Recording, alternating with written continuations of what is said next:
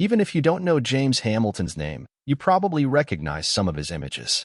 Over a career that has spanned 7 decades and seen his work published in Harper's Bazaar, The New York Observer, New York Magazine, and The Village Voice, Hamilton has photographed music and film superstars, legendary directors, notorious criminals, and powerful politicians, as well as wars, famines, and revolutions. Hamilton is also humble to a fault, making him a perfect focal subject for D.W. Young's new documentary Uncropped.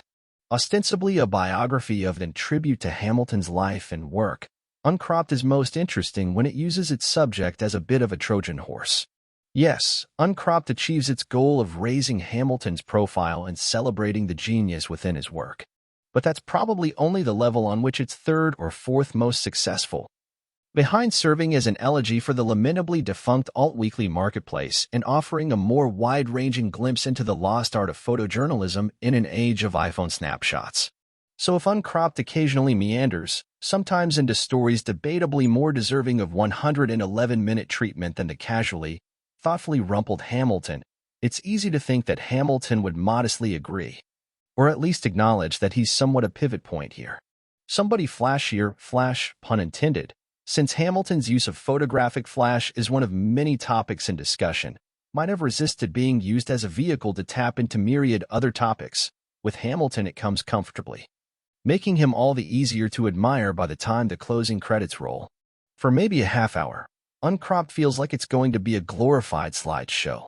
Hamilton talks about his first experiences with a camera, the cross-country hitchhiking trip that cemented his love with the lens, and his early days at the rock magazine Petri dish that was Crawdaddy. The pictures are great, the anecdotes are fine, and the general energy level is low. As his career intersects with the transitional cultural scene that was New York City in the 1970s, Uncropped begins to pick up steam.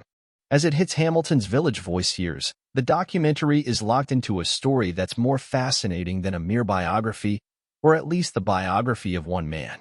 Uncropped becomes the biography of a bygone journalistic moment. You can mourn the access that was central to so much of Hamilton's finest portraiture. He was able to spend full afternoons just hanging out with subjects like Alfred Hitchcock without a publicist in sight. He would go to parties where the attending celebrities weren't constantly posing for selfies and, thus, where actual candid images were possible. He was able to shoot his own pictures, develop his own pictures, insist that those pictures go to print without outside editing, and, when it was finished, he would own the negatives. It points to Hamilton's generally even-keeled attitude that he paints these generational discrepancies in broad strokes without irritation or incredulity. In fact, you have to wait until Hamilton talks about Jared Kushner's acquisition of the New York Observer to see him get fiery about anything.